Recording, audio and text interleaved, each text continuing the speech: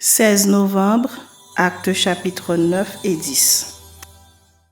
Cependant, Saul, respirant encore la menace et le meurtre contre les disciples du Seigneur, se rendit chez le souverain sacrificateur et lui demanda des lettres pour les synagogues de Damas, afin que s'il trouvait des partisans de la nouvelle doctrine, hommes ou femmes, il les amena liés à Jérusalem. Comme il était en chemin et qu'il approchait de Damas, tout à coup une lumière venant du ciel resplendit autour de lui. Il tomba par terre et il entendit une voix qui lui disait « Saul, Saul, pourquoi me persécutes-tu » Il répondit « Qui es-tu, Seigneur » Et le Seigneur dit « Je suis Jésus que tu persécutes. Il te serait dur de regimber contre les aiguillons. » Tremblant et saisi d'effroi, il dit « Seigneur, que veux-tu que je fasse ?» Et le Seigneur lui dit « Lève-toi, entre dans la ville et on te dira ce que tu dois faire. » Les hommes qui l'accompagnaient demeurèrent stupéfaits. Ils entendaient bien la voix, mais ils ne voyaient personne. Saul se releva de terre et quoique ses yeux fussent ouverts, il ne voyait rien. On le prit par la main et on le conduisit à Damas. Il resta 3 jours sans voir et il ne mangea ni ne but. Or, il y avait à Damas un disciple nommé Ananias. Le Seigneur lui dit dans une vision, « Ananias » Il répondit, « Me voici, Seigneur. » Et le Seigneur lui dit, « Lève-toi, va dans la rue qu'on appelle la droite et cherche dans la maison de Judas un nommé Saul de Tarse. Car il prie et il a vu en vision un homme du nom d'Ananias qui entrait et qui lui imposait les mains afin qu'il recouvrât la vue. » Ananias répondit, « Seigneur, j'ai appris de plusieurs personnes tous les maux que cet homme a fait à tes saints dans Jérusalem. Et il a ici des pouvoirs de la part des principaux sacrificateurs pour lier tous ceux qui invoquent ton nom. » Mais le Seigneur lui dit, « Va, car cet homme est un instrument que j'ai choisi pour porter mon nom devant les nations, devant les rois et devant les fils d'Israël. Et je lui montrerai tout ce qu'il doit souffrir pour mon nom. » Ananias sortit, et lorsqu'il fut arrivé dans la maison, il imposa les mains à Saul en disant, « Saul, mon frère, le Seigneur Jésus, qui t'est apparu sur le chemin par lequel tu venais, m'a envoyé pour que tu recouvres la vue et que tu sois rempli du Saint-Esprit. » Au même instant, il tomba de ses yeux comme des écailles et il recouvra la vue. Il se leva et fut baptisé. Et après qu'il eut pris de la nourriture, les forces lui revinrent. Saul resta quelques jours avec les disciples qui étaient à Damas. Et aussitôt, il prêcha dans les synagogues que Jésus est le Fils de Dieu. Tous ceux qui l'entendaient étaient dans l'étonnement et disaient, « N'est-ce pas celui qui persécutait à Jérusalem ceux qui invoquent ce nom? Et n'est-il pas venu ici pour les emmener liés devant les principaux sacrificateurs? » Cependant, Saul se fortifiait de plus en plus et il confondait les Juifs qui habitaient Damas, démontrant que Jésus est le Christ. Au bout d'un certain temps, les Juifs se concertèrent pour le tuer. Et leur complot parvint à la connaissance de Saul. On gardait les portes jour et nuit afin de lui ôter la vie. Mais pendant une nuit, les disciples le prirent et le descendirent par la muraille dans une corbeille. Lorsqu'il se rendit à Jérusalem, Saul tâcha de se joindre à eux. Mais tous le craignaient, ne croyant pas qu'il fût un disciple.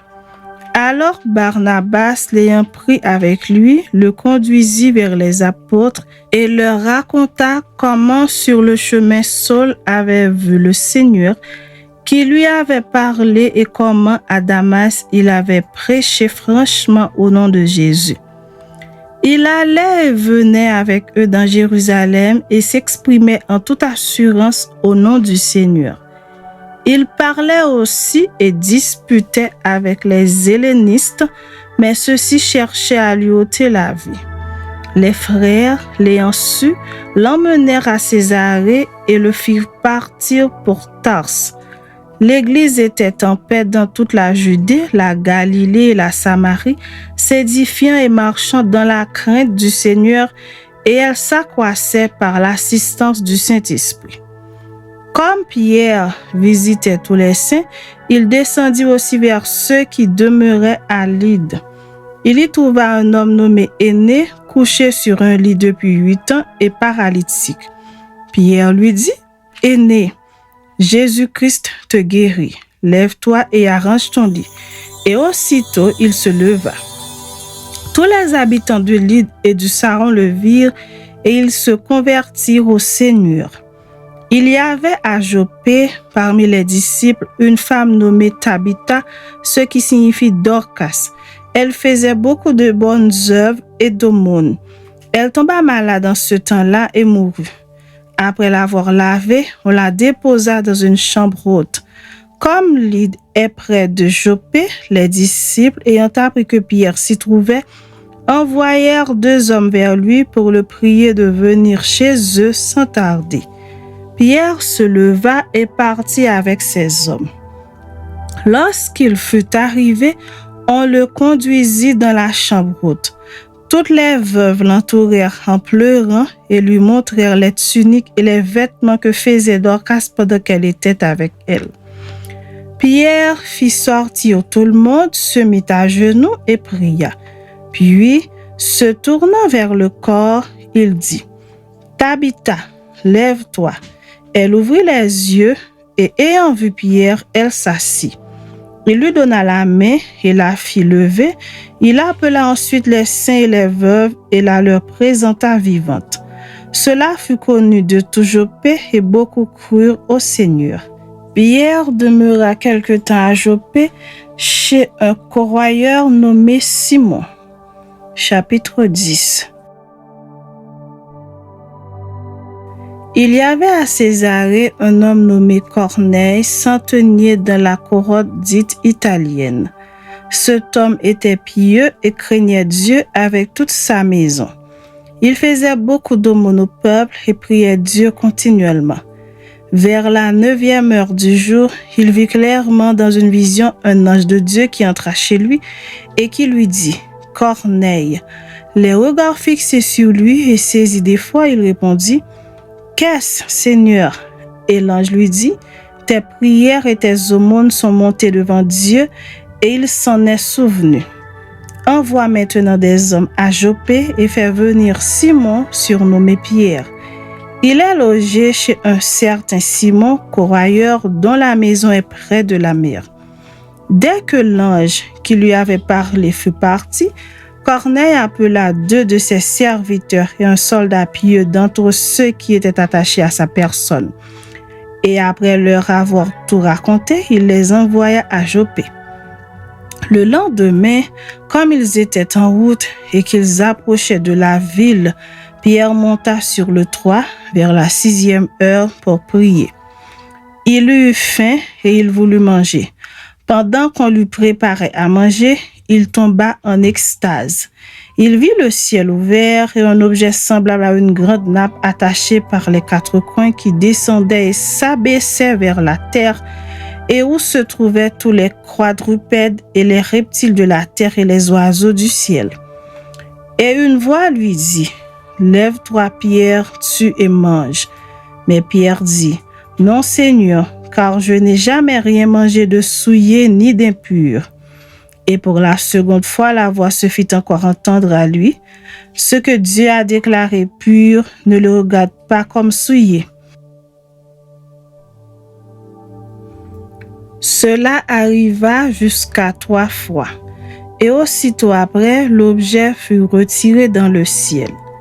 Tandis que Pierre ne savait en lui-même que penser du sens de la vision qu'il avait eue, Voici les hommes envoyés par Corneille, s'étant informés de la maison de Simon, se présentèrent à la porte et demandèrent à haute voix si c'était là que logeait Simon, surnommé Pierre. Et comme Pierre était à réfléchir sur la vision, l'Esprit lui dit, « Voici 3 hommes te demandent. Lève-toi, descends et pars avec eux sans hésiter, car c'est moi qui les ai envoyés. » Pierre donc descendit et il dit à ces hommes, « Voici, je suis celui que vous cherchez. Quel est le motif qui vous amène? » Ils répondirent, « Corneille, centenier, homme juste et craignant Dieu, et de qui toute la nation des Juifs rend un bon témoignage, a été divinement averti par un saint ange de te faire venir dans sa maison et d'entendre tes paroles. » Pierre donc les fit entrer et les logea. Le lendemain, il se leva et partit avec eux. Quelques-uns des frères de Jopé l'accompagnèrent. Ils arrivèrent à Césarée le jour suivant. Corneille les attendait et avait invité ses parents et ses amis intimes. Lorsque Pierre entra, Corneille, qui était allé au-devant de lui, tomba à ses pieds et se prosterna. Mais Pierre le releva en le disant, « Lève-toi, moi aussi je suis un homme. » Et conversant avec lui, il entra et trouva beaucoup de personnes réunies. « Vous savez, leur dit-il, qu'il est défendu à un juif de se lier avec un étranger ou d'entrer chez lui. Mais Dieu m'a appris à ne regarder aucun homme comme souillé et impur. C'est pourquoi je n'ai pas eu d'objection à venir puisque vous m'avez appelé. Je vous demande donc pour quel motif vous m'avez envoyé chercher. » Corneille dit, « Il y a 4 jours, à cette heure-ci, je priais dans ma maison à la 9e heure. Et voici, un homme vêtu d'un habit éclatant se présenta devant moi et dit, « Corneille, ta prière a été exaucée et Dieu s'est souvenu de tes aumônes. Envoie donc à Jopé et fais venir Simon, surnommé Pierre. Il est logé dans la maison de Simon, coailleur près de la mer. Aussitôt, j'ai envoyé vers toi et tu as bien fait de venir. Maintenant donc nous sommes tous devant Dieu pour entendre tout ce que le Seigneur t'a ordonné de nous dire. » Alors Pierre, ouvrant la bouche, dit, « En vérité, je reconnais que Dieu ne fait point exception de personne, mais qu'en toute nation, celui qui le craint et qui pratique la justice lui est agréable. Il a envoyé la parole aux fils d'Israël en leur annonçant la paix par Jésus-Christ qui est le Seigneur de tous. Vous savez ce qui est arrivé dans toute la Judée après avoir commencé en Galilée à la suite du baptême que Jean a prêché. Vous savez comment Dieu a oint du Saint-Esprit et de force Jésus de Nazareth qui allait de lieu en lieu, faisant du bien et guérissant tous ceux qui étaient sous l'empire du diable, car Dieu était avec lui. Nous sommes témoins de tout ce qu'il a fait dans le pays des Juifs et à Jérusalem. Ils l'ont tué en le pendant au bois. Dieu l'a ressuscité le 3e jour et il a permis qu'il apparût non à tout le peuple, mais aux témoins choisis d'avance par Dieu, à nous qui avons mangé et bu avec lui après qu'il fut ressuscité des morts. Et Jésus nous a ordonné de prêcher au peuple et d'attester que c'est lui qui a été établi par Dieu, juge des vivants et des morts. Tous les prophètes rendent de lui le témoignage que quiconque croit en lui reçoit par son nom le pardon des péchés. » Comme Pierre prononçait encore ces mots, le Saint-Esprit descendit sur tous ceux qui écoutaient la parole. Tous les fidèles circoncis qui étaient venus avec Pierre furent étonnés de ce que le don du Saint-Esprit était aussi répandu sur les païens, car ils les entendaient parler en langue et glorifier Dieu. Alors Pierre dit, Peut-on refuser l'eau du baptême à ceux qui ont reçu le Saint-Esprit aussi bien que nous?